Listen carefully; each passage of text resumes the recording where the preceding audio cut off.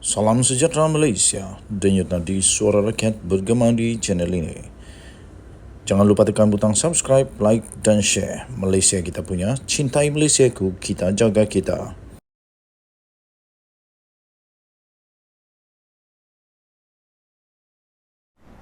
Salam sejahtera Malaysia, denyut nadi suara rakyat terus bergema di channel ini.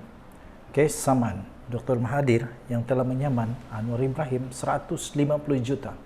Anwar akan masukkan kehadiran. Wow. Perdana Menteri Datuk Seri Anwar Ibrahim memfailkan semalam akan memasukkan kehadiran dalam saman fitnah 150 juta ringgit Malaysia terhadapnya oleh bekas Perdana Menteri iaitu Tun Mahathir Mohamad. Di bawah Undang-Undang Kes Sivil, pengerusi PH sebagai defendant itu akan memfailkan pernyataan pembelaan terhadap tindakan undang-undang oleh bekas pengerusi gerakan Tanah Air GTA itu. Peguam Ahli Parlimen Tambun iaitu Alif Benjamin Suhaimi itu mengesahkan dengan Malaysia kini pagi ini bahawa Anwar Ibrahim memorandum itu difailkan di Mahkamah Tinggi Shah Alam pada petang semalam. Peguam itu menambah bahawa pada hari ini mereka telah pun menyampaikan salinan memorandum kepada pasukan Peguam Mahathir.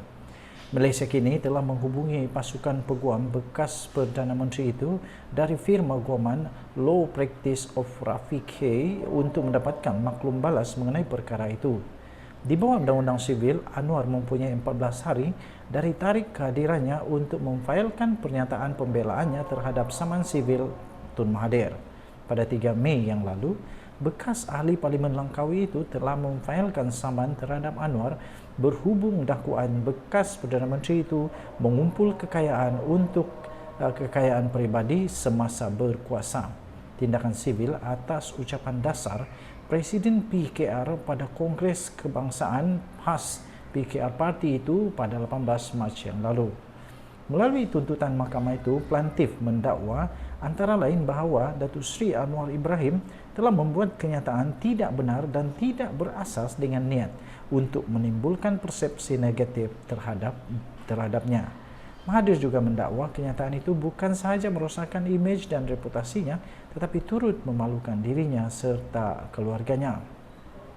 Mahathir menegaskan bahawa anak-anaknya berjaya dalam dunia perniagaan tanpa campur tangan atau sebarang penyalahgunaan kuasa olehnya sebagai Perdana Menteri pada ketika itu. Plaintif telah menuntut ganti rugi 50 juta dan ganti rugi teladan sebanyak 100 juta. Mahathir memohon perintah mahkamah agar Anwar mengeluarkan permohonan maaf secara bertulis dan penarikan serta merta dakwaan itu. Plaintif juga menuntut faedah tahunan 5% ke atas ganti rugi yang diberikan untuk dikira dari tarikh memfailkan tindakan sivil sehingga penyelesaian penuh pembayaran pempasan, kos dan apa-apa relief lain yang difikirkan sesuai oleh mahkamah. Saman fitnah itu ditetapkan untuk pengurusan kes melalui sidang video di hadapan Mahkamah Tinggi di Shah Alam pada 31 Mei ini. Tuan-tuan dan puan yang dihormati sekalian, ternyata Anwar Ibrahim tak takut dan menurut pemahaman saya melalui berita yang saya bacakan sebentar tadi ini, Mahathir sedia untuk ditentang oleh Anwar. Anwar sedia untuk melawan Mahathir dan Anwar tak akan berganjang, Anwar tak akan menarik balik kenyataannya. Kemungkinan saya fikir Anwar ada sebabnya. Mungkinkah Anwar telah pun mempunyai bukti yang kukuh yang telah dikumpulkannya bersama dengan pihak lawyernya sendiri ataupun beliau telah mengorek fail-fail lama dan sebagainya, kita tak pasti. Tapi yang kita pasti sekarang ini ialah Peguam Ahli Parlimen Tambun itu iaitu Alif Benjamin Suhaimi telah mengesahkan bahawa memorandum itu telah difailkan di Mahkamah Tinggi di Shah Alam petang semalam, iaitu memorandum memfailkan memasukkan kehadiran dalam saman fitnah itu. Maknanya di bawah Undang-Undang Sivil, pengerusi PH sebagai defendant itu memfailkan pernyataan pembelaan terhadap tindakan undang-undang oleh bekas pengerusi gerakan Tanah Air itu. Dan kerana itu juga di bawah Undang-Undang Sivil itu, Anwar mempunyai 14 hari dari tarikh kehadirannya, yaitu yang telah difailkan itu untuk memfailkan pernyataan pembelaannya terhadap saman sivil Mahathir itu. Kita nantikan, saya tak sabar nak tengok perlawanan di mahkamah, sebab saya hampir dah bosan lah tengok di luar ni semua dakwa ini, dakwa itu, dakwa ini, tapi di mahkamah yang paling penting. Jadi sama ada Anwar ataupun Mahathir yang betul, nanti kita tengok di mahkamah. Denyut Nadi Suara Rakyat terus bergema di channel ini. Jangan lupa tekan butang subscribe, like dan share. Malaysia kita punya, cinta Malaysia aku, kita jaga kita. Bye bye. Salam sejahtera Malaysia. Denyut Nadi Suara Rakyat bergema di channel ini. Nampaknya berulang sekali lagi sejarah seolah-olah pernah terjadi dulu, kalau anda masih ingat, di mana Zuraida Kamarudin dan Azmin Ali ketika mereka berpindah kepada Bersatu, otomatik mereka mendapat pangkat yang cukup besar di dalam parti Bersatu.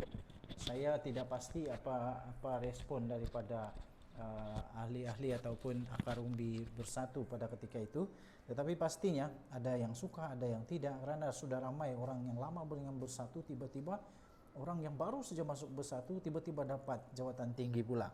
Terbaru ini Muhyiddin dikatakan menawarkan Khairi Jamaluddin jawatan ahli MPT Bersatu. Wow. Presiden Bersatu Tan Sri Mahyadin Mat Yassin mengesahkan spekulasi lama bahawa Perikatan Nasional cuba untuk memikat bekas pemimpin UMNO iaitu Khairi Jamaluddin menjelang 6 pilihan raya negeri yang akan datang ini. Walaupun ketua gabungan itu menafikan bahawa Khairi Jamaluddin ditawarkan dengan jawatan Menteri Besar jika dia menyertai Perikatan Nasional, Muhyiddin mendakwa ada masa yang berbeza untuk menunggu bekas ahli Parlimen Rembau itu. Katanya, mengakui perkara itu, kalau dia masuk Bersatu, kita tawar dia Majlis Pimpinan Tertinggi MPT jika dia setuju, kerana kami tahu dia boleh menyumbang, kata Muhyiddin pada satu sidang akhbar di Kuala Lumpur pada hari ini. Khairi Jamaluddin dipecat daripada UMNO pada Januari dalam langkah presidennya Ahmad Zahid Hamidi membersihkan parti itu. Sebelum saya teruskan membaca berita ini, saya memberikan pendapat, idea saya, pandangan saya tentang perkara Khairi Jamaluddin. Pada pendapat saya, tuan-tuan dan puan-puan, sama ada anda setuju atau tidak terpulang kepada anda. Tetapi oleh kerana semua parti, bagi saya semuanya sama sekarang, pada pendapat saya, pandangan saya, lebih baik Khairi Jamaluddin bertanding saja secara bebas dengan menggunakan calon sebagai calon bebas. Terbukti ya tuan-tuan dan puan-puan, di Malaysia pada pilihan raya yang lalu, jika calon itu memang calon yang bagus, walaupun dia tidak bertanding pada satu parti yang besar atau yang kecil, yang terkenal, yang banyak rasuah, yang tak ada rasuah, yang banyak kes, tak ada kes, yang banyak macam-macam lah banyaknya, tapi kalau dia memang seorang yang boleh diterima oleh rakyat, dia tetap akan menang. Sebagai contoh saja, Parlimen kami P167 Kudat, beliau bertanding dengan tiket bebas, dan kerana beliau dilihat oleh kami sebagai boleh bekerja sebagai seorang pemimpin yang berwibawa walaupun tanpa sebarang parti, dia menang. Sama dengan Khairi Jamaluddin. Pada pendapat saya, lebih besar sakit kepala kalau ikut lagi parti.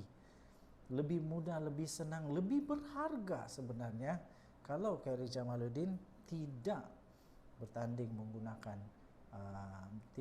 menggunakan mana-mana lambang parti. Lebih baik dia bertanding bebas, kerana dia bebas untuk bersuara, dia bebas untuk memilih nanti.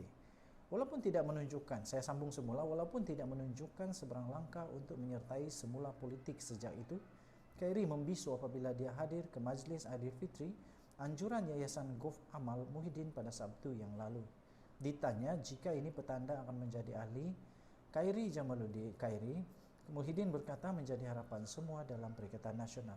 Katanya, dia tidak memohon untuk menyertai Bersatu, tetapi saya tawarkan dia, dan tawaran itu masih berlaku, katanya. Presiden Bersatu itu berkata, tawaran itu kali pertama telah disampaikannya pada tahun 2016 yang lalu, apabila parti itu ditubuhkan tidak lepas-lepas dia dipecat daripada UMNO. Muhyiddin berkata, menjadi harapan Bersatu supaya Khairi dapat membantu mengukuhkan parti. Katanya, kita serahkan kepada Khairi bila dia mau membuat keputusan.